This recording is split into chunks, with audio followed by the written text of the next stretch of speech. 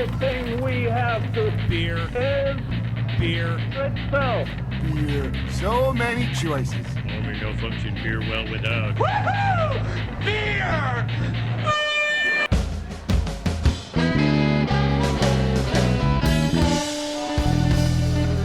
Hello and welcome to another episode of Beer Busters, where we're going to bring you the news and reviews of some wonderful brews. My name is Dan Baker, joined, as always, by my co-host and brewologist, who is currently taking a photograph, Steph Hefner. and our fermenter-tainer, Not using a selfie not using a selfie stick. Wayne Baker. I'm not taking a selfie. She wasn't using a selfie stick. But today, as if you can't hear the vivacious crowd that is in the background of us, we are on location. Now, we are somewhere I don't think I've ever been before. Not even just this location, but I don't really know the last time I've been to this town. We are in historic Carlisle, Pennsylvania, and I'm very pumped about everything that's in front of us. And I would describe my feelings as excited. Shut up. Shut up. I'm trying so hard not to say excited. Little backstory. When I went to edit the Appalachian Brewing Company Festival episode, I must have cut out myself saying I'm excited about 70 times within the first 30 minutes. So I'm trying to expand my vocabulary. Remember when I used to use smooth as my only word? Yes. Now it's exciting. Now I have to figure out something else besides Well, you excited. know what I think? I think in the interest of time, we should get on with it. Timey-wimey, wibbly, yeah. Wubble We of a should dub-dub. get wubble of a dub-dub. We should indeed get on with it. So we are somewhere that has some history, and it's really cool, and I like what they've done with building this here, and we'll get to the history in a little bit. But we're at Molly Pitcher Brewing Company, which is in historic Carlisle, Pennsylvania. We have with us from Molly Pitcher, Zachary Ziegler. Zach. Thank you so much for inviting us out here. You bet, my pleasure. Yeah, it's we got a lot of good stuff ahead of us, but we're gonna spice things up a little bit. We're gonna turn the show on its head for a minute. And the last time we did this, Wayne hosted the episode when we flipped it on its head. So and I did the news. and you did the game. Yeah, we're not doing that, but we No. have. We're gonna change things up. We have with us the man who's going to be the guest on our next episode when we're going to be on location with him. We have Mr. Adam Dellinger. Adam. Thank you for coming up to the table with us for this. My pleasure. Now, the reason we wanted to start with you at the table is, so for anybody who's not aware, you are the man behind Sunnybrae Hops. That's right. So you're a local hop farmer here in Carlisle, also. right. Yep. So we're gonna be on location with you when we record in a couple of weeks. But the reason we wanted you up here to the table to begin the show is Molly Pitcher has a beer using your hops. Yep. So- Our Nugget hops. Yeah. Very cool. So that defeats my first question, but all right. Oh, I'm sorry. No, that's fine. That's fine. It is called Nugget Harvest Ale. Yeah. So I mean, it was kind of in there anyway, but the name's on the tin. yeah. On the tin, exactly. So we've had the sample glasses here. So this is, for all intents and purposes, our sipping beer for the episode. So who initiated the idea for this beer? We heard that Adam was growing some hops in the area, and one of our biggest goals is to support the local community, do as many things as we can with local businesses, and what better way to do that than use local hops and fresh hops nonetheless. So as soon as we heard that, we were super excited to work with him. There's that word again. Excited. Yes. It is a very exciting time to be in craft beer. It is. It is. No, I mean, Stoked. we were stoked. as was I. No. Yeah. I mean, it's been great to work with a Carlisle brewery as a Carlisle hop farm. I mean, you can't get much fresher than that. We're just about 15 minutes down the road. Oh yeah. So we can invite the brewers out and have them pick and show them what it's like to grow hops and everything that goes into it. They bring the hops back and throw it right in the kettle. He actually made us pick our own hops. Made you. As I feel like you should. Yeah, It was great. They spin it like not. They Brewers didn't make think you. They brewing let is you. such hard work, and You it get is. to I've pick done your it. own hops. But picking hops is a pretty exhausting job It was fun, but for the first 10 minutes. yeah. I don't think he's ever going to do it again. No. Luckily, we only needed a few pounds, so. But it's a good experience to share that side of brewing with the brewers, and they can see what the work that goes into the ingredients they brew with. Yep.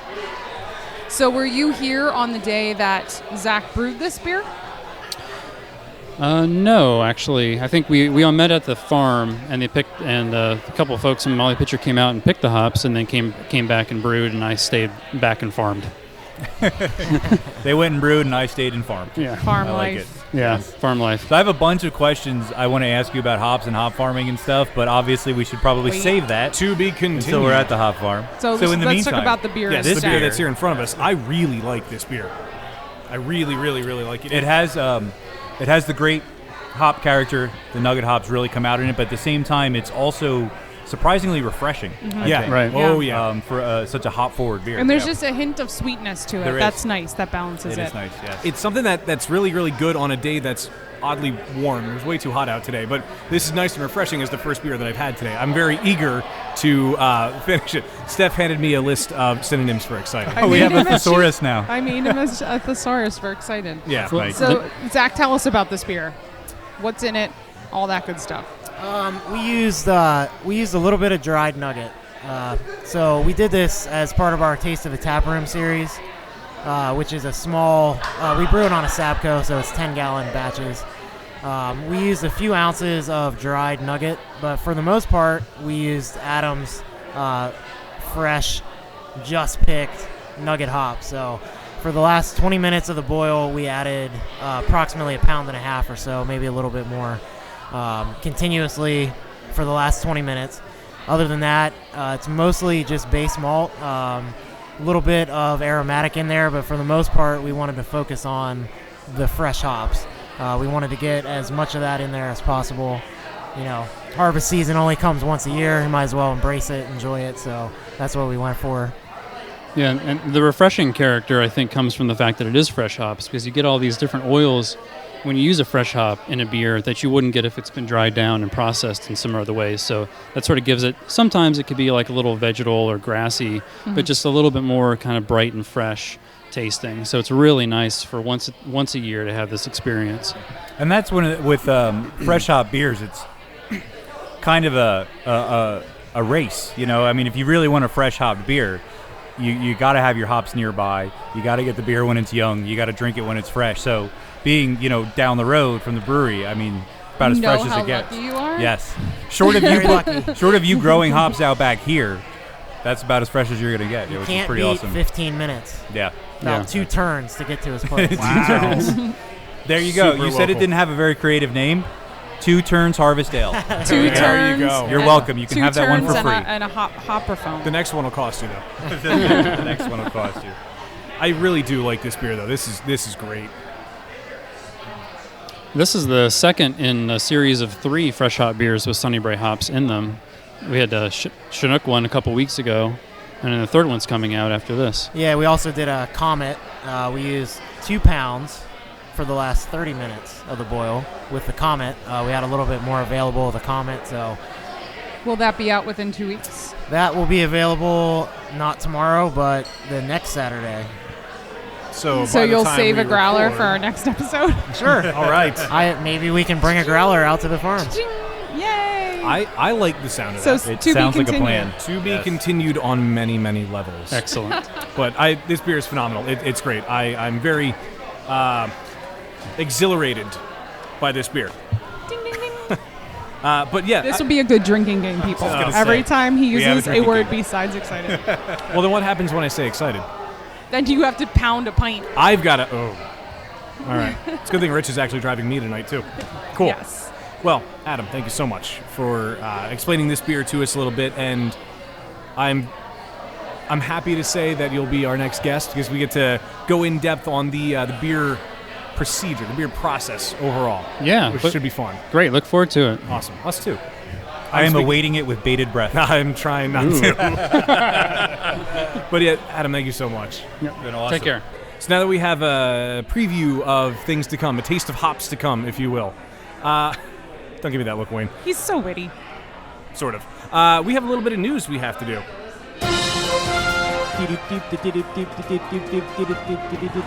All right, so quick blurb and a list. Return of a list. I love lists. All right. We'll do the story first. A while ago, I did an article about musical beers. I remember Breweries that. that teamed up with bands or bands that teamed with breweries. You know how it goes. You should do another article like that. I enjoyed that article. I have to find more pairings. This may get an honorable mention. Turns out that in Canada, Budweiser is teaming up with Metallica to create limited edition Metallica cans. The special release will commemorate shows they are playing in Quebec by the time you hear this last month, as well as opening a new venue, Sintra Videotron. Labatt is going to handle the brewing process, and less than 100,000 cases are earmarked for Quebec and only Canada. So it will not come to the States unless you manage to smuggle some across the super relaxed border. Wait, is Metallica from Canada? I don't think so, no. Why Canada? They are opening a venue in Quebec, and they are the first act. Yeah, but why Canada? I don't know. I tried.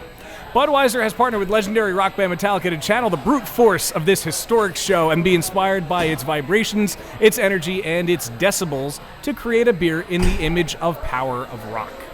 So it's not like a Metallica beer, it's just the can. Just the can, but I mean, obviously it had to go through and it's Metallica's not really people. for Metallica, it's more for the venue. More for the venue. So basically, but this entire story is a lie.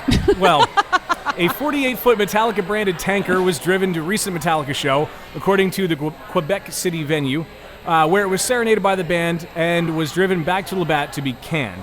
The 12... There's a typo in this article that I didn't... Anyway, the 12-ounce can will come in 15 and 24 packs and go on sale the end of the month, which would have been September. No United States release for the Metallica-branded cans at all. And the article finishes off that, interestingly, band co-founder James Hetfield is, quote-unquote, reborn straight edge, and yet they have a beer that has their name on it. That is now. a little odd, yeah. Well, I'm not a fan of Metallica or Labatt. Give me fuel, give me fire, give me that which I desire. But That song is awesome. Come on. I do not have a problem with Canada. Okay, good. So I don't have a problem with Canada. I don't have one a out problem. of three. I Ain't just bad. didn't understand. I don't have many problems with Canada. A few, but not many. All right, so I feel like I've done this before, and I know we did it for baseball, but this is the average cost of beer in every football stadium in the country. Are we going to guess what's the highest? You can guess. You can take some stabs. The big one in Texas. Oh, I was going to say the 49ers. the big everything one. in Star- San Fran the is so Cowboys, the expensive. Dallas I was going to Cowboys. say the 49ers too. I was waiting for Wayne to come to it. 49ers. 49ers are second Was most that right? expensive. Wayne, no, the Cowboys are about a third of the way down. Oh, Who's first? Patriots? No, actually... Giants? Giants, No. no. Let me find the Patriots. Where are they? the Brewers. No, wait, that's baseball, right? It's not That the is- Eagles, is it? No, Eagles are actually tied with the Cowboys. So most expensive was the Oakland Raiders, $10.75 on average. Wait, but Oakland's beer at the A's stadium is a lot cheaper than the beer at the Giants stadium. Just going off what the list has, and it's from Business Insider, and That's they are weird. reputable. Their parking is a lot less cheaper too. Aha. $15 to park in Oakland, $40 to park in San Fran. Anyway, Wow. sorry. Anywho, San Fran is number 2, 49ers, $10. Throw out some other teams. Wait, we already had, where are the Patriots? New England Patriots, $7.50 average. We can go local. We'll go Eagles. They are $8.50, tied with the Cowboys and also the Baltimore Ravens. Who's the cheapest? Cheapest is going to be the Carolina Panthers at $5. However, there's a many-way tie on that. A many-way tie. Many-way I tie. like that. A multiple-way tie. Yes, Carolina Panthers, Cincinnati Bengals, Cleveland Browns, Houston Texas, New York Giants, New York Jets, and Seattle Seahawks. All average $5. Honorable mentions will be Steelers, $8. The Dolphins, $7.75. Green Bay Packers, $7.75. Where do we have Detroit Lions, $7.50. Falcons, $7.50 in Atlanta. Kansas City Chiefs, $7.25. Also Arizona Cardinals at $7.25. Jacksonville Jaguars, $6. Denver Broncos, $6.75. Vikings are at $7. So what you can learn is if you go to a football game, you're going to pay between $5 and $10 for a beer. Just about, yeah. There's a secondary list to this list. It is the beers, the 2015 NFL beer prices per ounce. Now, I will admit this confuses me because the Eagles apparently have the most expensive beer per ounce at 71 cents per ounce. But do they not sell beers in the same size vessels? Apparently not. I guess not. Tricky. Although the 49ers come in second again with 63 cents. What do we have here? For Wayne, the ones with the stars in Dallas, 53 cents. Detroit Lions are 47 cents. Dolphins, 39 cents. Cheapest one are the Bengals at 36 cents per ounce. So the best bang for your buck is the Bengals. That's my team, by the way. There you go. There you go. And Appropriate. they perennially lose. That's why they is need to why get cheap you beer. need- I was gonna say it's either because of all that beer or all of the beer is because they always lose. One Or a the little other. bit of both. Yeah. It's a vicious cycle. It is. It absolutely is. Well, that's about it for the news. I'll see if we can, if I can remember to send you the infographics, Wayne, to get those up on the website. But we are, as we mentioned earlier, on location at Molly Pitcher Brewing Company in historic Carlisle, Pennsylvania. And almost said it. But I am very electrified to be here. Zach's taking a drink. I like it. But I am genuinely excited to be here because we met a few times here and there before, and I know we've wanted to get out here for a while, and I'm glad it can finally happen. So again, thank you for having us out here. Absolutely. We're surrounded by a beautiful stainless 7-barrel brew house. Yes, which was not here last time we were Steph here. and I were here back in February this year with a third party. Yes. Who also joined us. That wasn't Dan. And yeah, you had a much smaller system, which is still here. Yeah, it's over back there. Yep. So when did you officially install the new system? We have gone through 9 batches so far, so about a month ago or so. It sat around for a little bit until it could finally get up and running. But once we finally got everything official and ready to go, it's been full steam ahead. We're under full production now, filling those fermenters. As soon as one gets empty, we fill it back up again. So it's pretty exciting. And you're distributing your beers. We are, as yeah. well now. We jumped right into it. We were actually running the tap room with a Sabco for probably 9-10 months, and that was crazy, insane.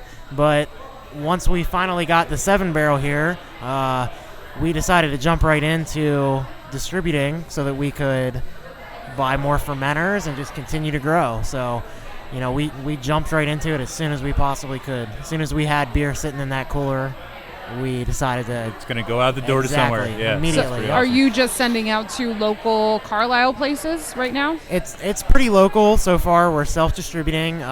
Most of our clients are in Carlisle. We do have a few a little bit outside of Carlisle, like New Cumberland and Harrisburg, but probably 75% of it is in Carlisle right now. But the goal, of course, is take over the world, right? Absolutely. The goal is all over Central PA, and once we get to the point where we can't self-distribute anymore, we'll take on a distributor and go from there.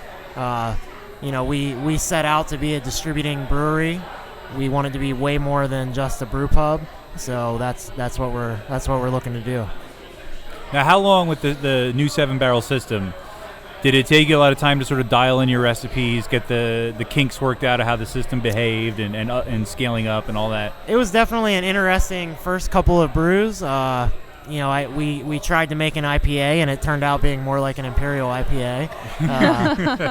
But that's just the learning curve that you get to deal with being brand new. I mean, we went straight from literally being home brewers with a Sabco to having a 7-barrel system in front of us with not a lot of instruction. We figured it out on our own, and here we are. So it was definitely a little bit of a learning curve, but it was fun. I mean, we enjoy figuring stuff out on our own. I would rather be, I'd rather be just set free and figure it out on our own. So it's been fun. There's something to be said for that. I mean, you don't have anybody. It's like a special. It's like when you finish building IKEA furniture. And oh my God!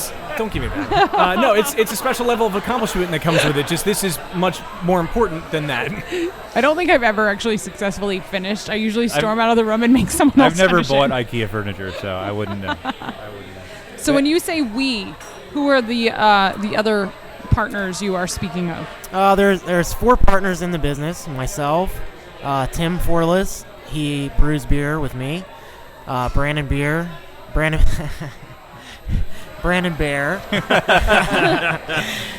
His name is coincidentally really close to beer. Yeah. I don't think he'll mind that slip. No. Brandon Bear is our CFO, so he takes care of all our money, accounting, that kind of stuff. Need one of those, yeah. Yep, exactly. And Mike Mole is our operations manager and salesperson. So while Brandon is counting beans, Mike is selling the beer, and me and Tim are brewing it. So that's all we have to deal with is brewing the beer, which is what that was our dream, that was our goal. So that's what we do. So you mentioned you started out basically as home brewers, the Sabco system and all that. So how long were you home brewing, and what made you want to decide to switch commercial, and when did it go from being a dream to being a reality? We brewed at home for 8.5, 9 years until we finally got licensed and up and ready to go. Actually, Tim had a birthday, and I decided to buy him a home brewing kit because I had just found out that you could brew beer at home. And Wait, what? so I learned you could brew at home, and I was like, all right, he's going to love this. So, actually it was probably as much for my benefit as it was for his birthday present. But, I bought a home brewing kit. We started brewing extract at home. We served that first batch to friends and family. They said they liked it. Who knows? It was an extract kit, but they boosted our confidence, and they made us think, we could really do this. Like, wow, we could really brew beer for a living. So, we just kept progressing. We brewed a couple more. I think our third batch, we decided to do like a watermelon wheat or something, like not a kit, but outside of just a kit. And it just kept going from there. Within 10 or 12 brews, we decided to buy all grain kit. So we started doing a gravity all grain kit with a cooler system and all that stuff. And it just went from there. Entered a couple competitions, did okay in the competitions. We realized that they actually really enjoyed the beer, and it wasn't just our friends and family saying, "Oh, you did a good job." That's a critical point when you go from serving your beer to your friends and family. They're like, "Oh yeah, it's great," and then you enter competitions because that's when you get the truth. Yeah. So if you do all right there, then you're onto something. And I needed the truth from the beginning. I mean, I've been an entrepreneur since I was in elementary school, and I wasn't gonna just let my mom tell me that I made good beer, make it work for me. I needed people in the industry to say, "Hey, that's pretty good for brewing in your basement." And once we started getting those kind of comments, we were like, all right, now it's time to get serious. So we delved right into it and decided to come up with a business plan and go from there. So I have a question about the name. And I was researching Molly Pitcher earlier, and the reason I wanted to mention the history earlier is not only, is Molly Pitcher a debatably real person, or it might be an amalgamation of a lot of people that did the same job, but the person that gets the most credit as being Molly Pitcher is buried right next to the building that you're in. So the name... There's a graveyard there, so she's not the only one buried, because that would be weird. There is a graveyard, and there happens to be a statue of this person at her gravesite right next to an American flag. So the name Molly Pitcher, did that come because you guys had this building next to it, or was that something you wanted to do first? That had nothing to do with the building. This building was pure luck. We wanted to call ourselves Molly Pitcher Brewing. We went all around Carlisle. So we knew we wanted to locate in Carlisle, and we went all around town trying to find a building to locate in, and it was basically pure luck that this building came available. As soon as we walked in here and saw 2,500 square feet, concrete floors, there was already a drain in the floor, and it was within a baseball throw of where she's buried at and her monument. We pretty much decided to sign the lease immediately because that just said it was meant to be. That's a sign. That's a big sign. Yeah. That's really cool. Yeah. Do you guys, do you get a chance to go into the graveyard? Or, have you done any, do you do tours of anything, or... A beer fest in a graveyard? A beer fest right next to the graveyard. I somehow feel that's inappropriate. She got her name because she took over her husband's cannon when her husband got shot. There's even there's a tale that when she took over the cannon after her husband got shot and had to get carried off, that a musket ball went through her legs and tore her dress, and she said something along the lines of, "Well, that could have been worse," and just got right back to doing it. Yeah, that's one of the things that inspired us. I mean, who knows if that's true or not, but that's the most badass story I've ever heard. It's a huge way to it's a good attitude to have, because that's pretty serious business. Yeah. But that's awesome that you just really lucked into this building. That is a big sign. Now, I noticed when I was looking down the list of beers that you have, most of the beers are named something to do with history. Is that because of the history, or did that just come after you realized that, holy crap, there's a sign from above? We definitely want to try and honor her legacy and name as many of our beers after that as we can. We want that to be our theme. It's not going to last forever. Eventually, we're going to run out of Revolutionary War themes to call our beers. So, I don't think that's going to be our defining characteristic forever, but we definitely, Red Code ESB, the ESB is red in color, Red Code ESB, it just came to us. So, Warball Wit is actually named after a pastry that they used to carry around. It was actually our equivalent of donut holes that were flavored with cinnamon, and our Warball Wit is flavored with cinnamon. That sounds amazing. Yeah, they were called War Balls. So when we heard about that, we were like, all right, we should probably call our War Ball Wit.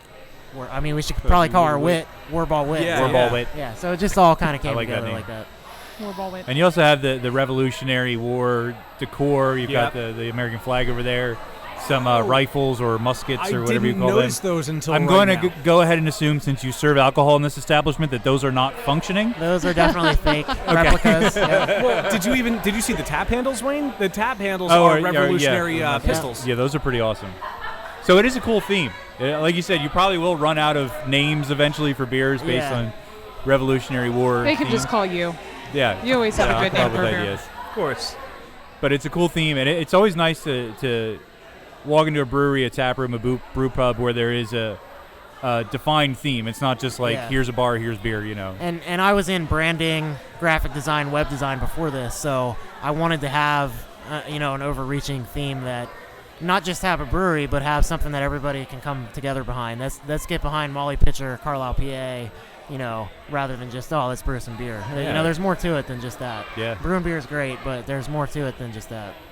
So speaking of people getting behind it, you obviously have a pretty good crowd in here tonight. It's a pretty awesome spot. How has the reception in the community been? How has business grown pretty steadily since you've opened the doors? Yeah, definitely. I mean, we were running out of beer in the beginning.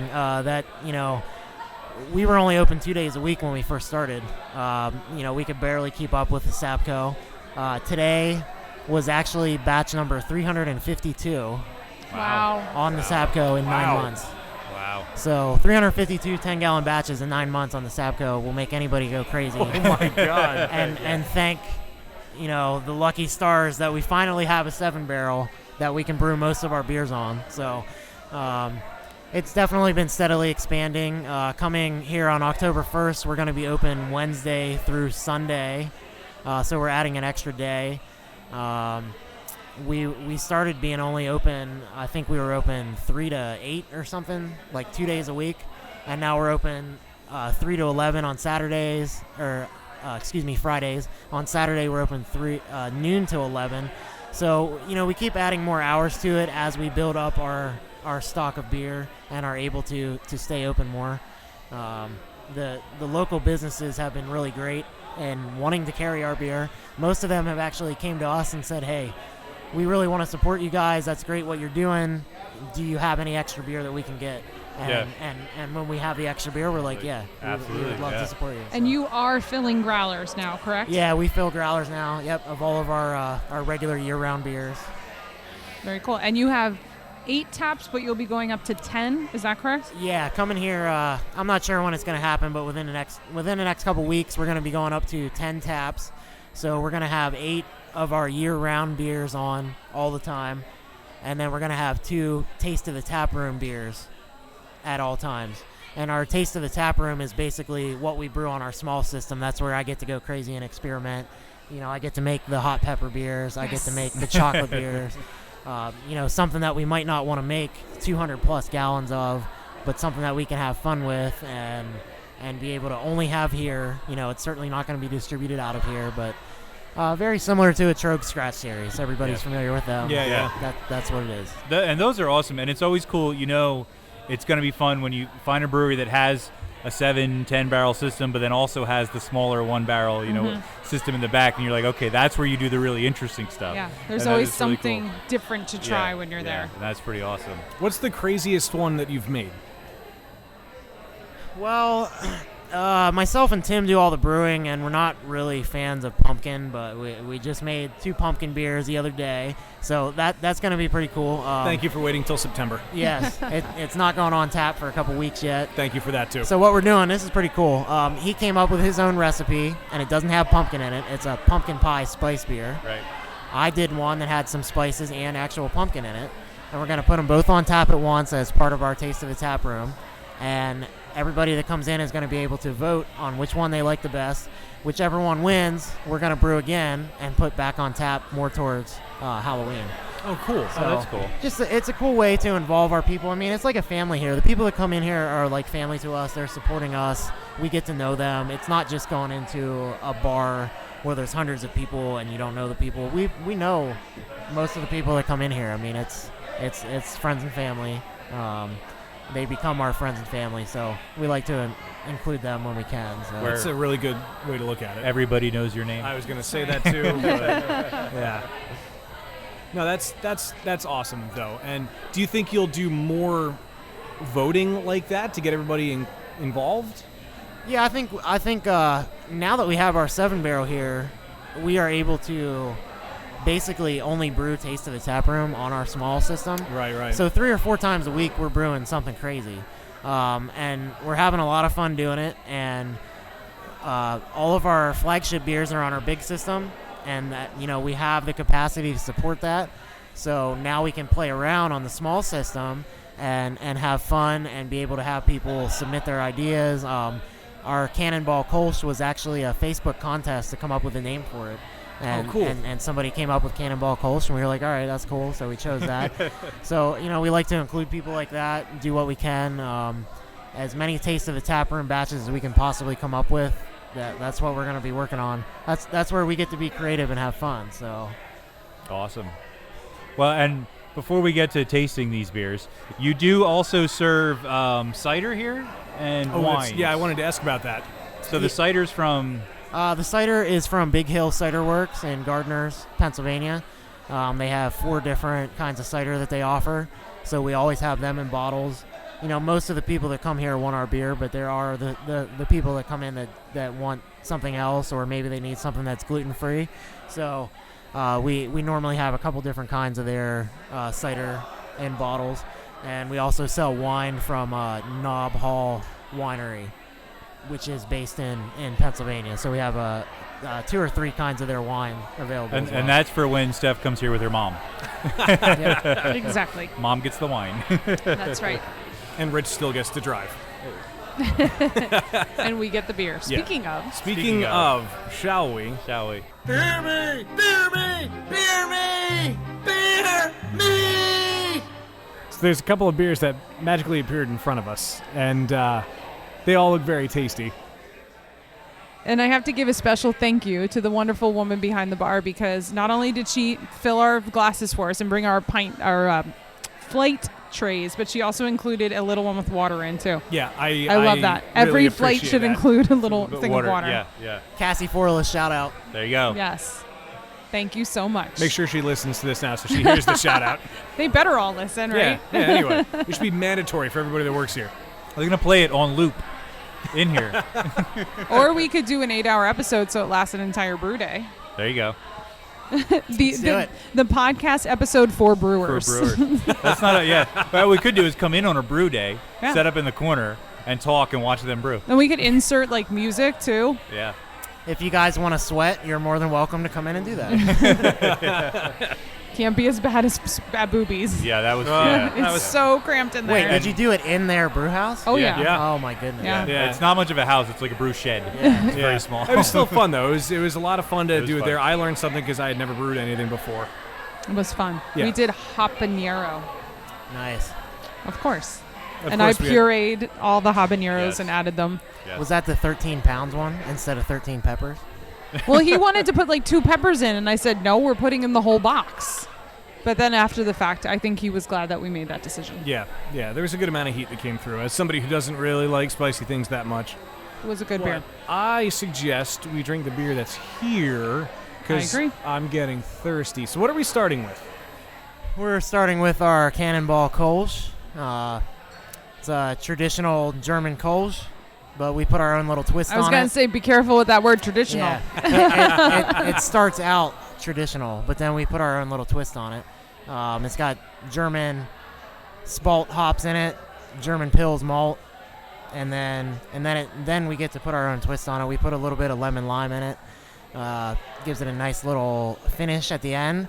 It's not very intense. Like you'd probably have trouble picking out that it's lemon and lime, but it does give a little bit to the aftertaste to it. If it wasn't there, it'd be a totally different beer. It does, yeah. The citrus, the lemon and lime does stick with you in the aftertaste, like you said. Like it sort of cleans it up, and it adds a nice finish to it. Yeah. It's a good, refreshing beer. It's nice. You still get that it's a Kolsch, though. I was a little worried when I saw you put some citrus in it. The German in me was like, what? Yeah. But no, it works. It It's a complements twist. It complements it very well. It does. It does. Now this is the one that was the Facebook contest for the name, right? The Yes. Cannonball Colts. Yep. So is this an original recipe that's been around from the beginning, or is this fairly new? A lot of our year-round brews started out as what we were making as home brewers, and then they've evolved over time. Like I said, we brewed 352 batches. Today was 352. So we've had a lot of time to tweak the recipes, but most of the original concepts started when we were home brewers and have evolved, to become commercial beers. I kind of can't stop drinking it. Yeah, it does. It's very drinkable. It goes down very easy. It's what 4 or 5%. 4.5. Sessionable, on the edge of sessionable. It's one of those beers, though, that if you're looking at the list, you may pass over, Yeah. which I think I love about the flight is it forces you, perhaps. I don't know if that's the It right gets word, you to but drink beers it you gets might- you to if you're try the getting a beers pint, that you you'd be might like, pass over. I'm And not gonna do that one, yeah. this is the kind of beer I could totally do a pint of, or two. I would say Or three. if I sat down and looked at the beer list and said I was going to get a pint of something, this probably wouldn't be the first thing I'd pick out just looking at them. But you're right, it's a beer that you shouldn't pass over, but you might. It's very refreshing. That's what I like about it. Wow. It would be great in a can. I could use a canning line. That would be nice. Canning line, yeah. You got a little bit of space over there. A mobile canning line, Yeah, perhaps, yeah. would be your best bet. If you got a canning line, if you could only can one beer, which of your beers would you can? The IPA. That's a tough question, I feel like. Well, the business person in me would say the IPA because it outsells all of our other beers 2 to 1. Yeah. But the beer fan in me would say the Red Coat ESB because it's a very underappreciated style of beer. I'll wait till we get to that one to start talking about it. Fair Okay, enough. all right. To be continued. Speaking of moving on, we now have the Warball Wit, Warball which is Wit. my favorite one to say, Oh, I think. This Warball is the Wit. one that had the cinnamon. Yes. That makes me want to drink. I almost said drink donuts. Oh God. Drink donuts? You know what I mean, though. Yep, war balls were pastries back in the Revolutionary time, cinnamon-flavored pastries, and that's how we got the name. Oh my God, I love that aroma. It's interesting because a lot of times wits that are spiced, especially with crushed coriander, like the spice takes over and Yeah. like I miss the beer. But I like the cinnamon almost like says, the coriander's there, but hold on a second. Like Yeah. it kind of holds it back a little, if that makes sense. No, it sounds weird, but you're right. It all does very much. That was an interesting noise you just made. it blends in very well. Like it's not. Oh, this is a wit. Oh, and there's cinnamon in it. It's a wit. Oh, and there's a hint of cinnamon there, and it's kind of. I don't know if I would like know sort it of- was cinnamon if I didn't If it wasn't pointed know out. it was cinnamon. I'll be honest. I think I could tell it was cinnamon. Yeah. Yeah, it definitely has that. But not like cinnamon, like Red Hot Tamales cinnamon, but like cinnamon sugar, like a sweet cinnamon. Yeah. A Yeah, it subtle has that. sweetness. That's sort of that dry, herby, spicy cinnamon, not Yeah. that candy. Yeah. So much cinnamon. So you say you use fresh cinnamon. Do you put cinnamon sticks in? Do you like grind them up? And how does that work? It's whole cinnamon sticks. In the boil? In the boil, yep. In the last 7 minutes, I believe. Yeah, 7 minutes. We started out cutting them up and breaking them up and crushing them and all that stuff, but no noticeable difference. So we just actually throw the entire cinnamon stick into the boil, and it turns out the same as if we, broke it up. Or we didn't want to use ground cinnamon, so ended up using cinnamon sticks, and it just gives it a little bit of that subtle hint of cinnamon. It doesn't, we don't want to blow your face off with cinnamon, but I want you to know there's cinnamon in it. Yeah. It would be interesting to do like a little, Don't say it. put a fireball in it. That would be interesting. For you. No, it would be interesting. I think that would actually work. I think that would be like cool. a little, That or would be like, isn't there liquor that's like fireball flavored? There's Fireball whiskey. Yeah. No, like make a beer cocktail. Crap. No, I can't think of what it is. I know what you're talking What's about. the fireball? It's like a Mike cinnamon. Weiser would know. Cinnamon. Mike, what's the fireball? The liquor that's like fireball. Fireball whiskey. What's the liquor that tastes feel like- didn't we say that? fireball candy? Fireball whiskey. It is fireball whiskey. Why was that even a question? Aftershock. That's That's what it. I was thinking of, Aftershock. Yes. See, I knew Mike Weiser would know. I'm sorry, am I showing my age? Just a little. I don't know. I feel like a beer cocktail would be interesting with this.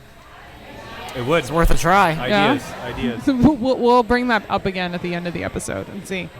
So We'll send Rich to go buy some whiskey. Maybe we should get a still and do it ourselves. oh, there you go. It's a whole licensing thing. That would be a hassle. Yeah. Where did the idea to put cinnamon in a wit come from? That kind of seems like so. I mean, it works, but It actually came from my girlfriend. She wanted Lisa Black, who signed our tablecloth. Lisa Shout Black, out to yep. Lisa. She wanted an orange cinnamon flavored beer, and I decided that a wit would probably be the best one to try and do that with. So I never, honestly, I'm not gonna lie, I never would have thought of that if she wouldn't have brought it up. She said cinnamon and orange, and I was like, wit? And she said Cinnawit, and I was like, that's it. We're gonna do it. Cinnawit. Cinnawit. And so it was Cinna what? called Cinnawit. It was called a Cinnawit for quite a while we were homebrewers. It was a Cinnawit for quite a while, but then we decided. Then we came across a history book that was talking about these war balls. That was a cinnamon flavored pastry that they carried around because they would last. They would last a while. They could carry them with them onto the battlefield, and they would last more than a day or two. And so I we picture decided like to call it Napoleon Dynamite with his tater tots Oh in his my pocket, God. like these guys with donuts in their pocket and with like a pistol in the other hand. I love it. Reducing pivotal moments in our nation's history to cheap jokes. That's a great movie, though. Come on, vote for Pedro. No comment. It's a great beer, though. Does It is, I really like it. does Lisa loves it? Is this Yeah, what she drinks all the time? She drinks it all the time. Yeah. When it's not on tap, she's sad. Aww, so it's always on tap. That's why we're getting 10 taps. Of course. Is it going to be designated the Lisa tap? Is Yeah, that just for her? Yep. I love it. Do you see yourself doing any Taste of the Tap Room things with this as like a base? We actually just did. Actually, yesterday we made a pumpkin beer. Because you said you were doing the Yeah. like the pumpkin pie spice one. Yeah, we did a pumpkin pie spice beer. There was actually no pumpkin in it, but it was the wit base, and then we replaced all the spices with pumpkin pie spices. Okay. Oh, So that that's would be our interesting. Yeah, that was A our wit base. Yep. So we're doing dueling pumpkins, I guess you could say. Yeah. Battle of the pumpkins. So is the one with the actual pumpkin in? Is that also a wit based? No, that one's gonna be a brown ale, a little bit more alcohol, brown ale. So it's not going to be like pumpkin versus no pumpkin. It's two completely different beers. yeah. He's thinking like, I think so. Yeah. Well, it's gonna be. It's I know gonna be this the hard wit. hitting journalism. I'm sorry. It's gonna be the wit with pumpkin pie spices, no pumpkin. And that was Tim's beer. And then my beer is going to be a brown ale that has pumpkin in it as well as a few spices. Okay. And then we're going to put them both on tap. People are going to come in and vote. Whichever one wins, we're going to brew a bunch more of and then put on tap again more towards Halloween. So would you say that the one is all about that spice, Oh, no come pumpkin? on. No. How could you not? There you go. He's just naming. That's another penny you owe us. Yeah, we got to keep you guys around. So on to the next one. Minuteman Mild. Yet another underappreciated style of beer. I agree wholeheartedly. Not Yes, this and the next one we're going to Yep. do, I think. I guess. not a lot of people. True session ale. Yep. At 4%. 4% alcohol. Did that on purpose. Not a lot of people appreciate session beers. Not a lot of people appreciate milds. Not a lot of people understand what a session Ooh, beer is. I appreciate the hell out of this one. This Oh is, my I It is just really god. good. This is delicious. Oh, it's nutty and malty and smooth and warm and Wonderful, yes. Wow. oh. You have your commercial right here. I love it. How much free marketing are we going to give you tonight? Wait, you've done this with raspberries and blueberries? We ran that one through a Randall with the raspberries and blueberries. Nice. Oh, this is really, really, really good. Wow, this is fantastic. I wouldn't really guess like it was only 4%. It is very characterful for such a low Characterful. characterful. Full of character. It is full of character. I know what you're saying. See? I got it. We're getting we're using the thesaurus. We're expanding our vocabulary. We're getting history lessons. Did you? One of the words you wrote down is seriously intoxicated. Intoxicating. You put intoxicated. Well, Like, they're all past I'm tense. very intoxicated about this beer. Well, it's past tense. That's why they're all whatever. Well, I messed up then because it's supposed to be a session that you can drink all day and not get intoxicated. Well played. Well played. Yes. So, do you find a lot of the obviously anybody who comes in here drinks beer is a fan of beer, but perhaps people that are less beer geeky, do they sort of avoid these? Do you try and introduce people to this sort of style? Yeah, we've actually thought about renaming it because people see mild and they skip right over it. Yeah. It's actually in last place out of our 9 main beers. It's in last place. That's a Because shame. This is an incredible beer. And it's it's my second favorite. Yeah. The ESB's first, this one's second. And everybody skip over it because, first of all, people are scared of the ESB because they see bitter. Yeah. Yeah. Then people are scared of the mild because they see mild and they think there's going to be nothing to it. It's not going to have any taste. But, people just need to get educated, I guess, on what it really is. I don't know how else to put it. You would call it English ale, traditional English ale. Maybe that Yeah. would be more exciting for But then people. if you change the name also, are people becoming educated? That's it's like true, it's an English ale. Did you know this is actually called a mild? Wayne just Like, pops up out of nowhere with Yeah. that. Did you know? You could be behind the bar as soon as they take their sip and go, "Ooh, yum!" Did you you know? And then some people see that it's 4% alcohol and they're like, "Oh, I'm gonna skip right over that." But then No. they buy a case of Rolling Rock that's 4.3%. Like, Yeah. And it's Rolling Rock. And exactly. yeah, it's poopy. Well, to be fair, you can guzzle Rolling Rock like water. So You could probably do that with this though. It's pretty light. Yeah, you could. It is pretty light. drinking this pretty fast too. Yeah. It just celebrates the roasty character. We're gonna do some firkins of this coming up. Nice That- with peppers, Well, maybe we can do that for you, but definitely coffee beans. That would Yes. be good. that yeah, could work That would be very good. well. We Coffee ran and this vanilla yep, beans. We ran this through coffee before. It was awesome. We ran it through fruit. And the reason we ran it through our Randall is to try and get people excited about it, try and get people to buy it. And it was our best-selling beer that day when we ran it through fruit. Of course it was. Yeah. Yeah, so, people will buy it then, and hopefully we can turn people onto it because it's a great beer. I'm not just saying that because I make it. A lot of It's a milds great are great style. beers. Yeah, for sure. Milds are awesome, and people just skip right over them because they see 4%, 4.2%, whatever, and they skip right over it, and it's like, That's like the hidden beauty of it. You can continue drinking it, and it's not going to kill Exactly. you. Tim and I brew beer, and we sit back here and drink this all day. And we're okay because we're drinking a 4% beer all day. Yeah. It's like there's a beauty in that, and some people just don't get it.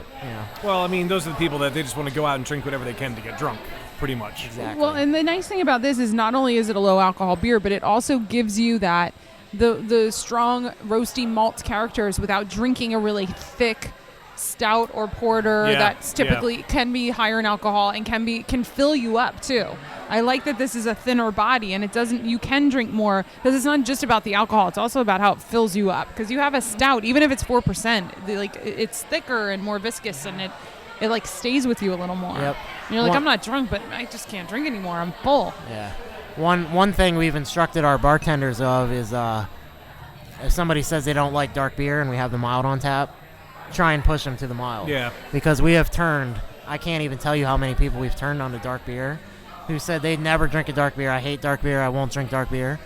And then they get this and they're like, oh, wow. It's a gateway. Maybe they won't like stout. Okay, they're not going to like stout. I get it. But if you don't like dark beer and you try this as your first one, it's probably a better introduction than drinking, a Russian Imperial or a Yes. or any kind of, even a regular stout. Yeah, This is a better introduction to dark beer. So we've got a lot of people turned that way. Yeah, I think my first exposure to anything dark was Guinness. I think that's And it was, true I mean, for most people. Yeah. Yeah, and it's because it's mainstream. It's something that wasn't lager. I was getting sick of lager at that point. I wasn't a huge fan of Bud Miller Coors or whatever. And at first, I didn't like it. Like one of my friends did, and I had to keep drinking it just to try to have something in common I could drink with him. And after a while, I wound up liking it, and it transitioned me into the dark beers. But if I would have had something like this, it would have been a much easier transition. You would have been much more excited about dark beers, I think, Yeah. if you had this first. I would have been much more feverish about dark beers. So I want to get to ESB because Yes, I want to as do hear I. about your love of this beer. This is my favorite beer. Yet another one that is underappreciated. Very few, commercial examples of ESB available.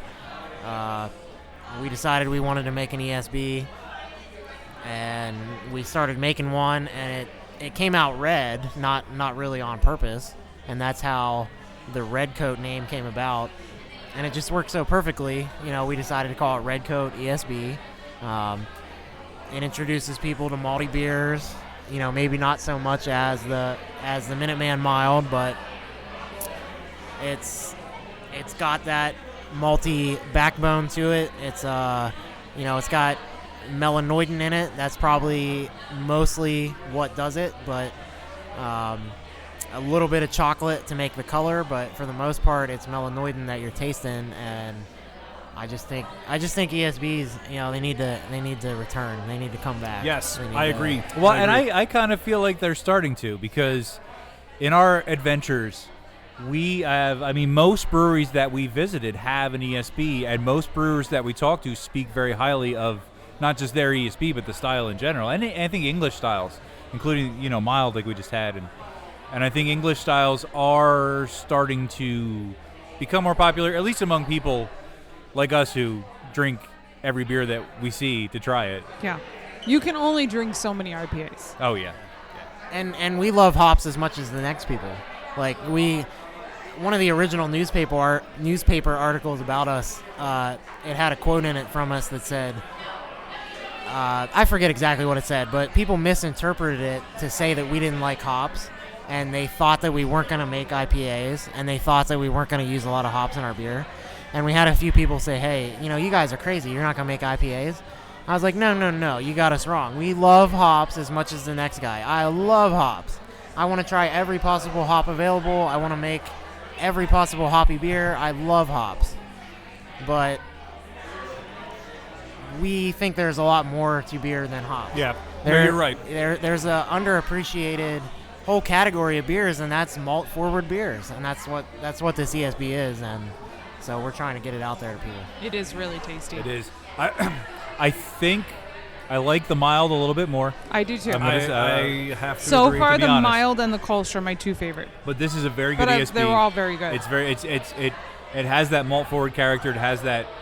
And it has Great that ESB. the bitterness, the but malt yeah, bitterness. And but it's a little crisper. It has that nice Yeah. bitterness. It's not not your IPA bitterness. yeah, but it's not like jaw jowling bitterness. Jowly. And a lot of people skip over this one because they see bitter and they think it's going to be hop bitter, mouth puckering bitter. Yeah. And we've instructed our bartenders again to explain to them it's more of a malt bitterness. Yeah. It's not Come a to hop Molly bitterness. Pitcher and get educated. Yes. That's right. Educated. That was part of my original business plan. I want to educate people. Nice. People that drink Miller Lite, they're not bad people. They can be changed. They're not bad people. They can be educated. They can be shown the light at the end of the tunnel, right? Yeah. They're I not used bad. to be one of them. That's the thing. can It be all educated. you start out there basically. And when I the first time I saw ESB, I knew that B was bitter. I was like, I don't want anything bitter. I did just no. But then I got into it, and it's that malty bitterness that just has such a great flavor to it. So good. So good. So good. So good. So good. So good. They're not bad people. Sorry, I found that, That very could be- funny. I was thinking that. All right. Well, I'm gonna save a little bit of that one to drink while Wayne does his thing. Yes, good thinking. So, we have a game, and I play a game. I've been told this game is a new one. It is, and hold on to your hats because this intro is a little long. Okay. Billions of years ago, the Earth formed from the accreting, coalescing, colliding dust and debris orbiting the fiery young sun. When the chaotic disk of cosmic matter had congealed into the planetary symphony we see today, the young Earth cooled and rain began to fall. Then, somewhere, the magic of chemistry brought amino acids, proteins, and other organic molecules into increasingly complex arrangements that grew tiny biochemical machines, and life was born. So began an endless and brutal contest for survival, in which advantageous adaptations ensuring the procreation of the fittest arrangements of meaty bits won out over their lesser-suited peers and passed on their precious genetic blueprints. Species grew and evolved until eventually a wide array of lizard bird things dominated the land until one day they didn't. Then tiny furry critters grew and multiplied, giving rise to primates who would walk upright, use tools, domesticate wilder beasts, cultivate crops, and build civilization.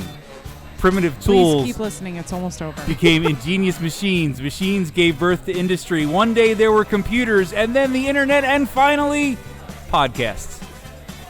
Which brings us to the pinnacle of the propagation of the causality of the universe that is Happy Fun Time Games. In the spirit of things that have happened a long, long time ago, today we are playing a brand new Happy Fun Time game.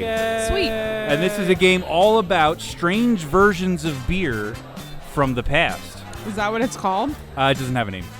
And since I enjoy lying as much as writing long-winded, rambling introductions, some of these old-timey recipes are completely made up. Oh, you must, as is so often the case, determine which is true and which are devious deceits.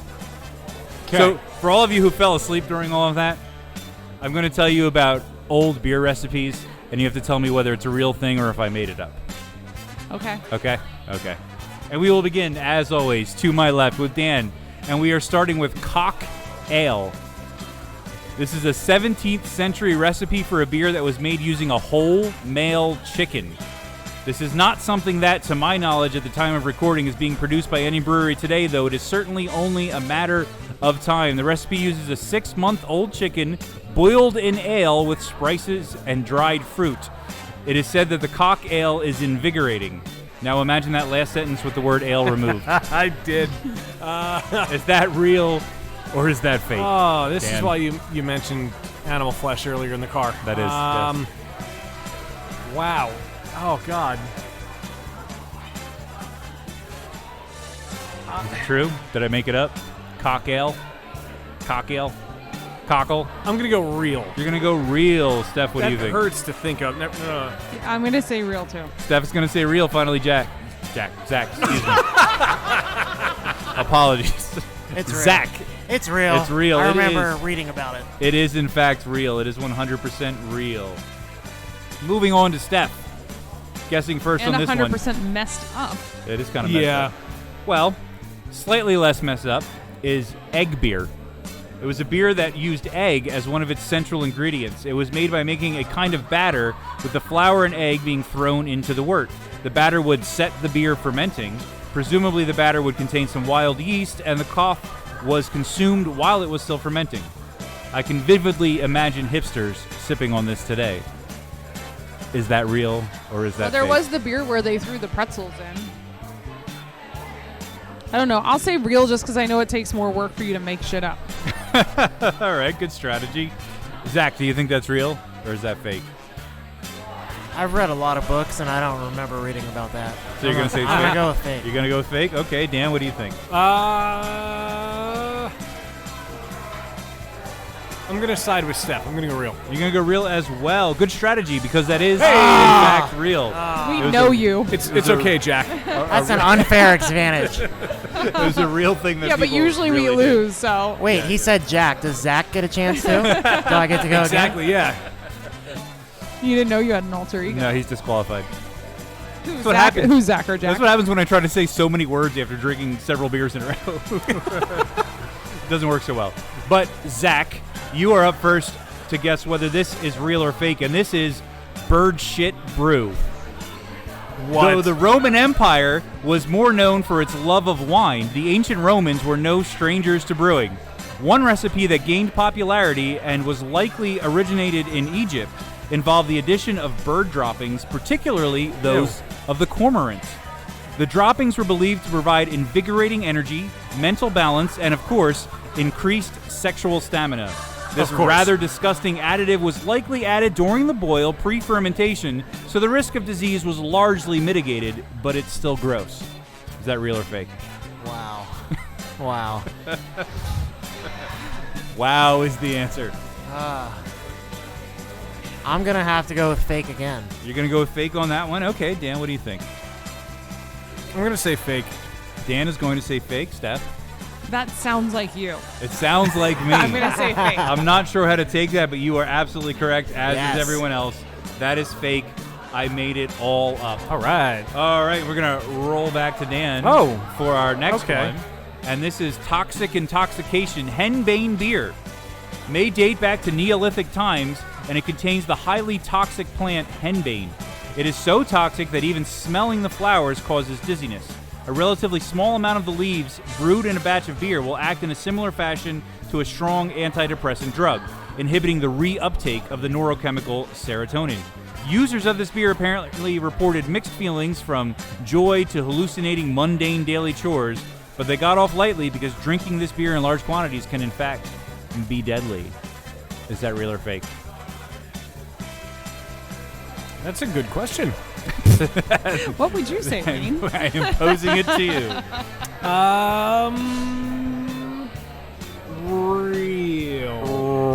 Real, says Dan. Steph, I'm what do you- also going to say real. Steph is also going to say real. Zach, what do you think? No, you can't Google it. Put your phone down. He's looking under the table. No phone a friend. No lifeline. That's gotta be fake. No 50-50. It's got to be fake? Got to be fake? No. It doesn't got to be fake because it is real. Henbane beer is real. And we are moving on to our final old beer recipe of the game. And Steph's going to go first on this one. And this is blood milk beer. This one comes from Eastern Europe and is likely over 1,000 years old. Farmers would mix their homebrewed beer with both the milk of their cattle as well as the blood. The blood-milk combo was not used in the brewing process but was added to the finished beer. The two-fur beverage output of the cows was also consumed without the beer, mostly for nutritional purposes. It was thought that mixing the blood milk, which, as a side note, will also be the name of my next hardcore thrash grindcore punk band, with the beer was largely to make the concoction more palatable, though it did also add to the nutritional value. Blood milk beer. Is that real or fake? Really? Fake. Steph is saying fake. Zach, what do you think? This is an unfair advantage. You know him too well. I've known him ever since the day he was born. This is true. I'm gonna have to say fake too.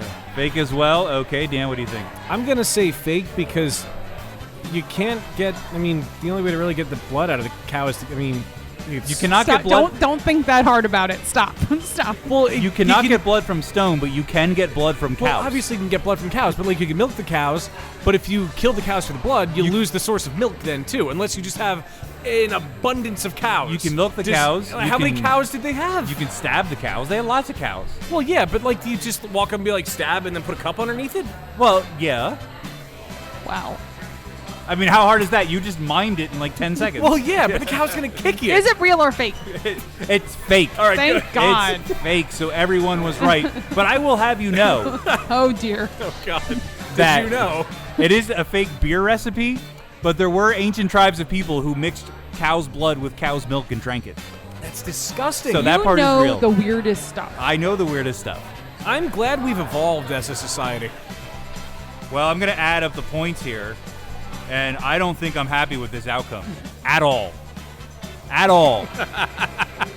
Our guest, Jack, or whatever his name is over here, Zach, who is providing us all these delicious beers today, unfortunately is in last place with only 3 A points. respectable 3 points. Both of my fellow beer busters, surprisingly, and to my complete shock and amazement, have perfect scores All of right. 5 points apiece, I'd never. which means I'm just going to have to try harder. Well, the joke's on them because they thought the mild was good, but my secret ingredient was cow's blood. So. See? And I still like it. Okay. Wow. I learned things there I didn't really necessarily want to learn. Can we undo that? Yeah, Steph. No.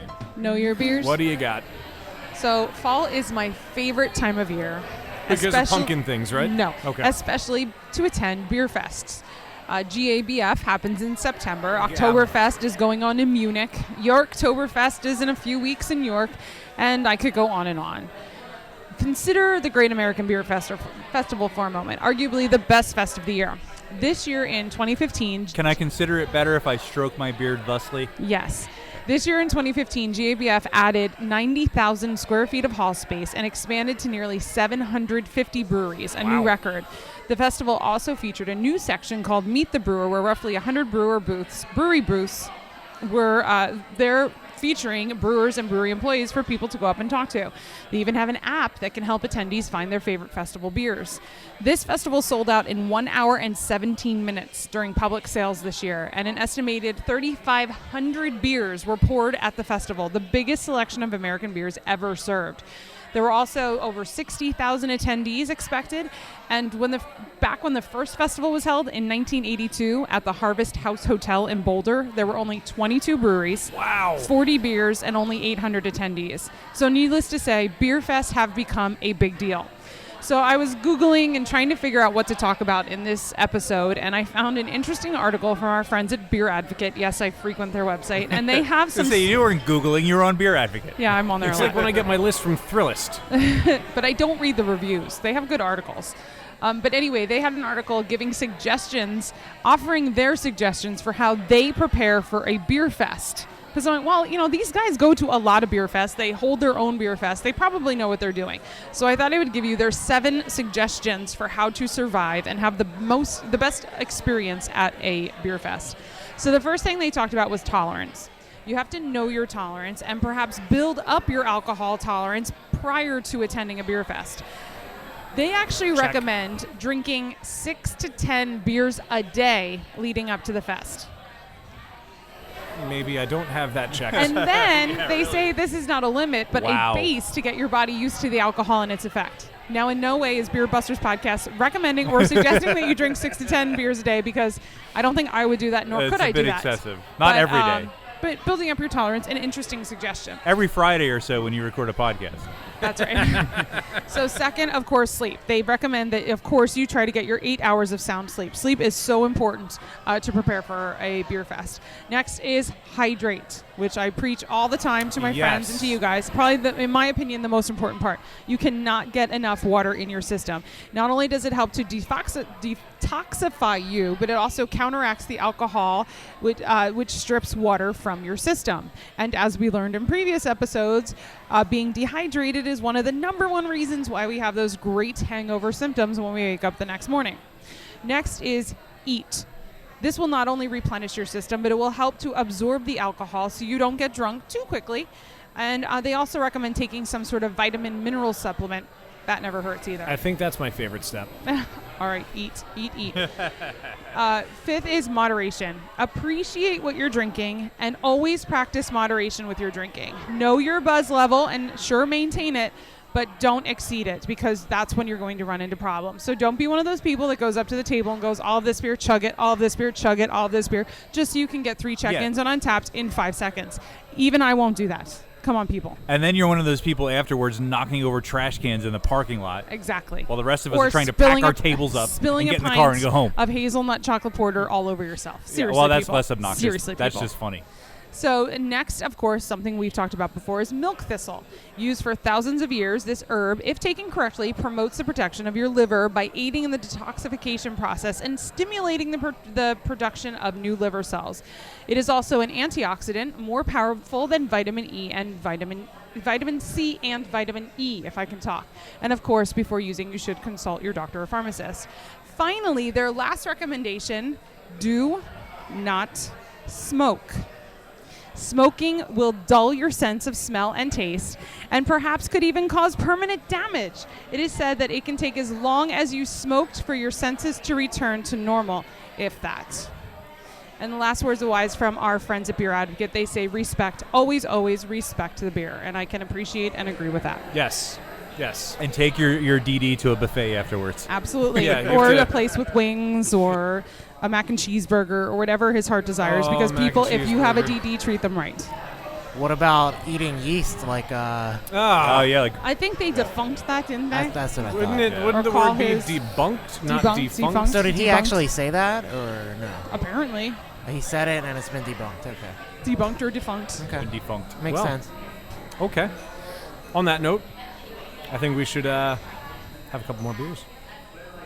I agree. I think we need to drink 6 to 10 beers before we have the next beer, so that we're prepared. And we need to eat, and we need to drink and take a nap. Beer me! Beer me! Beer me! Beer me! Round 2, fight. So we have another couple of beers that have magically appeared in front of us, and Mike Weiser is interrupting the podcast. Mike Weiser is distracting our guest. So I guess we're just going to vamp while he... It's all right, Mike. We're just working here. It's cool. It's all right, Mike. Don't worry. Thank you for buying a shirt, though. Thanks for buying a shirt. So we have a couple of beers that are in front of us. What are we going to start with this round? We're going to go with the Powderhorn Porter first. All right. All right. All right. Ooh, I like that smell. Aroma. Oh, that's really good. So this is only 5%, but good. Still very characterful. Characterful? It's like the next step up from the mild.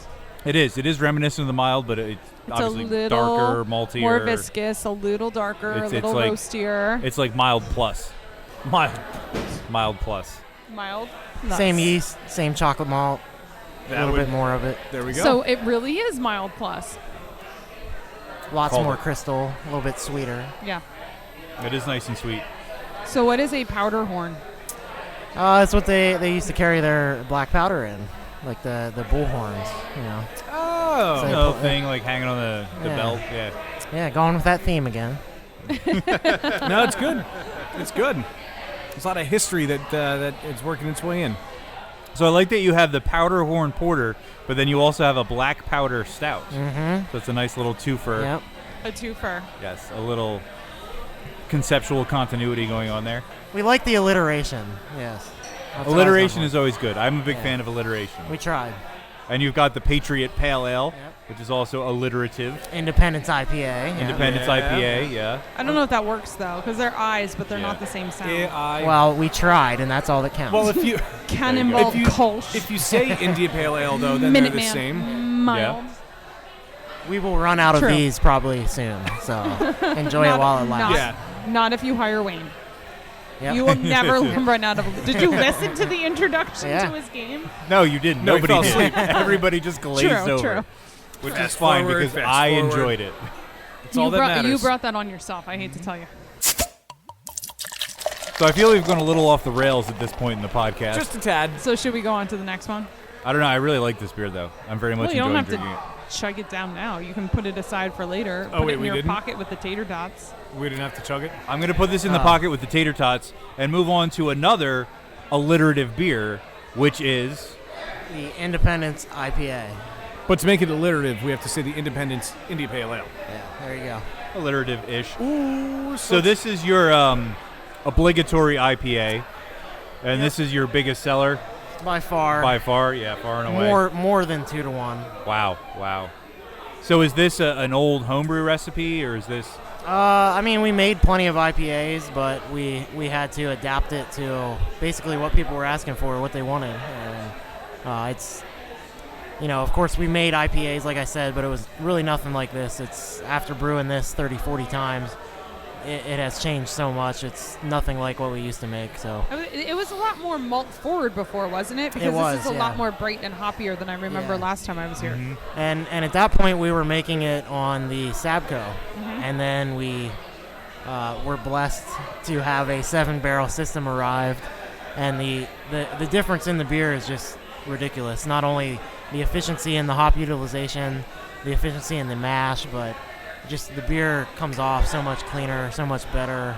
You know, I'm not really sure what it is that makes that happen, but it's just Science. it's night and day. It is science. It's night and day. It is a very clean, clear, bright, very solid IPA. A little West Coast-ish, I think, a little bit. Yeah, I think because yeah. of the subdued malt character.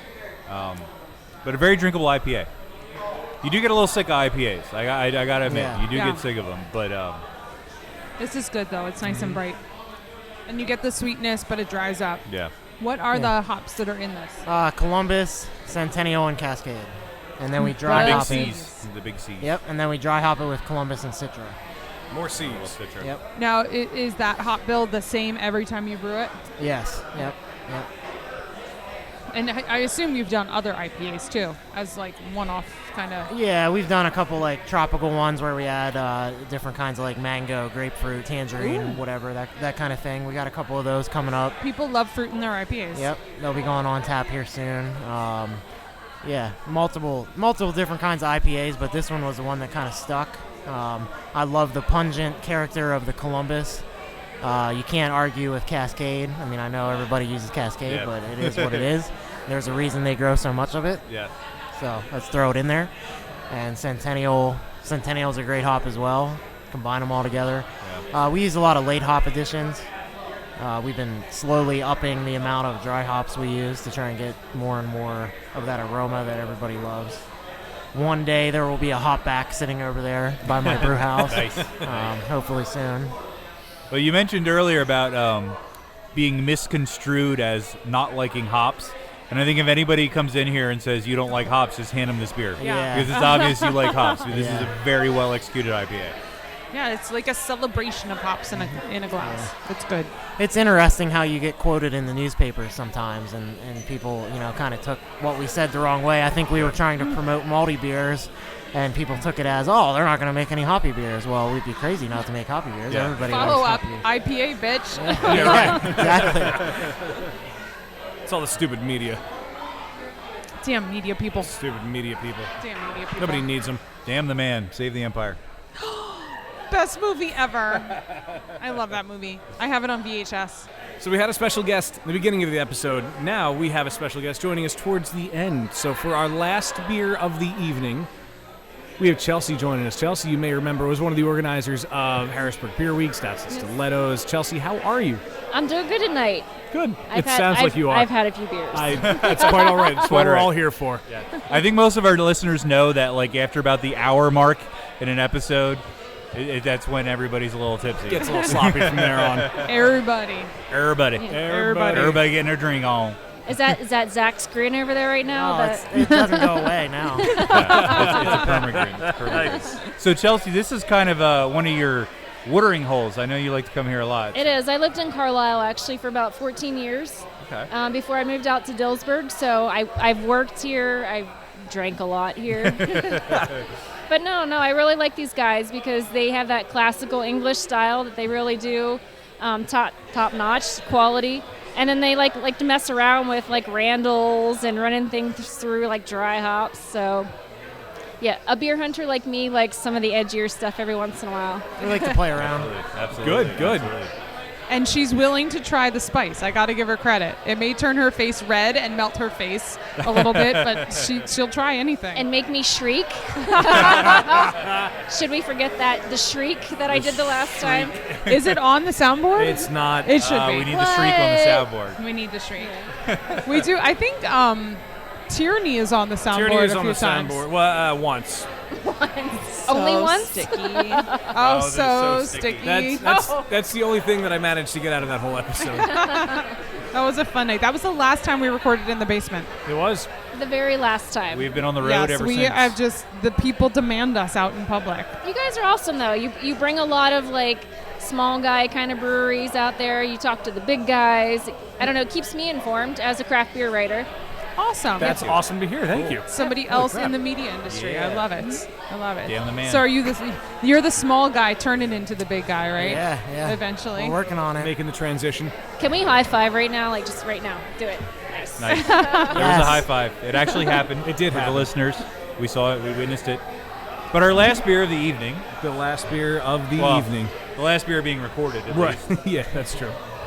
Dun-dun-dun. What have we here? Zach is- Jack. More alliteration. Jack Zach? Jack Zach. What is It's a that? long They story. couldn't figure my name out. It's a long earlier. story. They got it down now. Some idiot said his name wrong. I don't know who it was. We've got our Imperial Independence IPA. So This it's is like the- the triple I alliteration. Yes, this is the bigger, stronger brother of the regular Independence IPA. Let me just tell you right now, I'm going to call this the palate wrecker. Yes. The palate. That's why why we're it's ending last. with it. Yes. Yeah. It's going to wreck more than just your palate. Oh. Very nice. So if your IPA you said is your best seller by like at least Holy 2 to cow. 1. Yeah. More than 2 to 1. Yeah. Is the Imperial up there as well? Well, we've only brewed this once, so if we had it on tap as much as the regular IPA, it might just outsell it. But we've only had it on tap for a little bit, so it's hard to tell. It's like I said, it's the bigger brother, 8.5%. We put 22 pounds of hops in a 7-barrel batch, and then we dry hopped it with 5 more pounds. It has the same hop bill, so it's got Columbus, Centennial and Cascade, Right on. and then we dry hopped it with Citra and Columbus. He said Citra. Yep. Citrus. That's how you respond when people say Simcoe. Simcoe, yeah. Yeah. It's about Basically, to be completely honest, I'm not embarrassed to admit that this was an experimental run of our Independence IPA. What were you just like every hop in the fridge? I'm throwing in Pretty this much. damn Let's beer. just dump it all in and see what happens. Wow. And it came out a little more hoppy and a little more alcoholic then. Yeah. But it came out awesome, and we're going to brew it again because everybody loves it, and we sold out of it immediately. Do it. That's There's awesome. like Good. one more keg in my Do it, cooler. do it. and it's Yeah, gone. you were switching the keg when we were waiting for you to Yep. come back too. Yep. That's a good problem to have, running out of beer. So, glancing at the beer list, this is the highest ABV beer on here by a good 1 or 2% at least. Is this one of the highest that you make? Yeah, I mean, we've made a few other Taste of the Tap Room beers that were higher like this. Like we make a double Citra IPA, which is essentially the same beer, but a lot more Citra heavy as opposed to Columbus, Cascade, and Centennial. Right. We've made a few other high alcohol beers, but this one has a very real chance of becoming one of our year-round beers by how it has sold. So. It should be. that's nice. It's very, very good. It is definitely the just as the porter was sort of the mild plus. This is definitely the IPA Yeah, plus. it's very reminiscent of it. Yes, it's very good. I mean, if anything, you should brew this for Harrisburg Beer Week. Yeah, We're doing the Little Big Beer Fest again this year. let's do it. There Yep. you go. That was a lot of fun. Maybe Yeah. throw it in some oak barrels. That'd be cool. Do you have oak barrels right now? Well, they're maybe on their way. Maybe. I was actually just going to ask you if you've done or are planning on doing any barrel aging. We're working on it. We everybody here loves sour beer. So what we're looking at doing is aging a few beers on oak and then turning them into our sour factory. Nice. That'd So be cool. It, Yeah. It's coming. It's definitely coming. Sour beers are pretty hot at the moment. Yeah. Saison, Yeah. sours. Yep. That's Yeah. I actually have a tequila barrel right now that's waiting on Nice. a saison to go into it. So Nice. Yeah. we're gonna do that. I mean, it's always a battle of what you're gonna invest in next, and we need more fermenters. Right now we have 3 fermenters, so I need 9 fermenters. Right. You know, once I have 9 fermenters, I can do whatever I want. So soon enough. So the next step is to get a couple more fermenters and be able to, fuel the bars that want our beer to be able to fuel our tap room, and then we're able to play around. I don't want to make Taste of the Tap Room beers on a Sabco anymore. I want to make a 7-barrel batch of that, but I can't do it now because I only have 3 fermenters. So, here soon we're already in the process of making that happen. So, get a couple more fermenters. We start aging some beer on oak. We start making some sour beers. I mean, it's all in the pipeline. It's coming. well, Zach, you guys have been open for not even a year, right? We and got, you're already ordering like new fermenters. Yeah, we got licensed in November, so Yeah. less than a year. Like I was telling them, we made 352 batches on our Sabco. Day in, day out. Did you Sabco's see great, but his we're, face, like his Yeah. eyes just go down every time he says that. we're tired of brewing on a Sabco. We want to brew 7 days a week on the 7-barrel, and then upgrade the brew house. This is what we've all dedicated our lives to. This we're not going away. I think we're in this you for the long proved you're here haul. to stay in Carlisle. Yeah. Carlisle this is what we clearly all wanted. loves you. They want you here forever. So as far as like an online presence, where can people find Molly Pitcher Brewing? Website's mollypitcher.com. Now, I'll be honest, I find it hard to believe mollypitcher.com was not already registered. That's it awesome. was. Oh, It was. Oh, you bought it from them. Oh, You yes. bought it? Oh, Oh. yeah, we bought it. You must have really Did wanted you that. No, you arm wrestled for it, didn't No, you? we bought it. We bought it. You we know, bought it. It's a good buy. It's a very good buy. It was worth every penny. Good. We Yeah. are Molly Pitcher. We are the only You Molly kinda need Pitcher. it, yeah.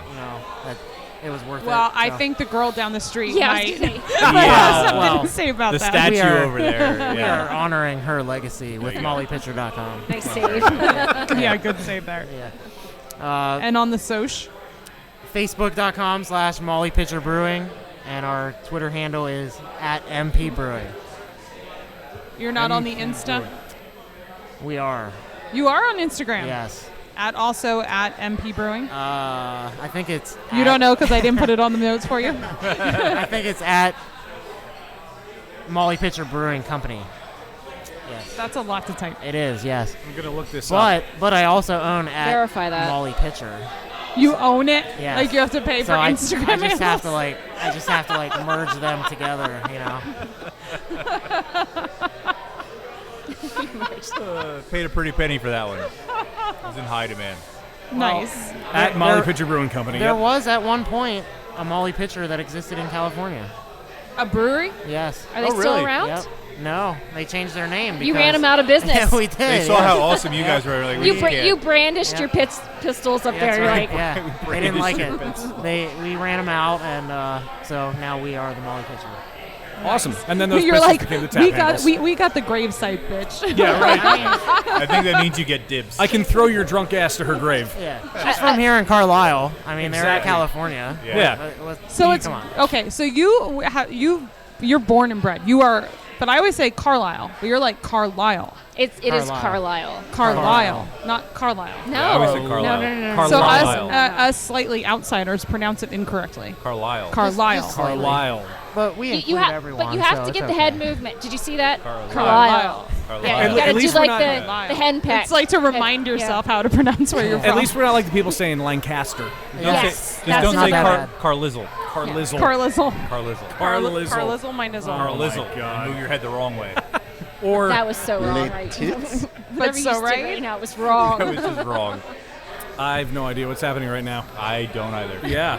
I think we're drinking the double IPA is what's happening right now. Well, yeah. I think I've had too many of those. Yeah. It was a good night. It was a very good night. Or maybe the right amount of those. Guys, Yeah. can I quick plug the dates for Harrisburg Beer Week? Oh, yes, Absolutely. please. Go ahead. Please, Right? we were just talking in the car on the Just way here. announced. We are so excited. It's going to be another 9-day stretch of, we're hoping, almost 200 events. Oh, wow. April 22nd through the 30th of 2016. Mark your calendars. Wow. Okay. 22nd to the 30th. You got it. Definitely get there. If you weren't at the first one, get to the second one, because I really think like in 5 or 10 years, it's going to be like a giant thing that gonna be everybody huge. wants to go to. It was 'Cause a it's giant so- thing, especially was. considering it was the first year. Yeah, and and we it's just gonna had keep people getting- from New Jersey, D.C., Baltimore, New York Wow. show up Wow. for the very That's first year. awesome. Yeah, It was a lot of really fun. great. Yeah. Thank It you. was We a can't lot wait. of Thank fun. you. We will be part of all of it. And of course, all of it. once you have a better idea of the events, of course, you ladies are welcome back on the show. They're always Awesome. welcome on Yeah, the show. yeah. you You guys. have an open I invitation. love you guys. Oh, we love you Thanks. guys as well. Aw. Spreading the craft beer love in Central PA. That's right. That's how we roll. Awesome. I had a lot of fun tonight, I did too. but I think that unfortunately is going to bring us to the end of another episode of Beer Busters. Zach, thanks for inviting us out here, man. You bet. It was a lot of Yes, fun. It's been awesome. It's a good time. You bet. Anytime. You're welcome back. Be It was careful. great. Don't Yeah. promise things you're not willing Yeah, to keep. this is true. No, the beers were great. The atmosphere here is awesome. I love the decor. I love that you have the building next to the woman's grave. That's fantastic. Would sound weird out of context. Just saying. Yeah, if you missed like the first half of the podcast, you won't get that. But yeah, thank you, man. It was a lot of fun. Thank you. Well, I'm Dan Baker, joined by my co-host and brewologist, Steph Hefner. and our fermenter-tainer. Wayne Baker. No squids were harmed in the making of this episode. We'll see you next time. Brandish your pistol.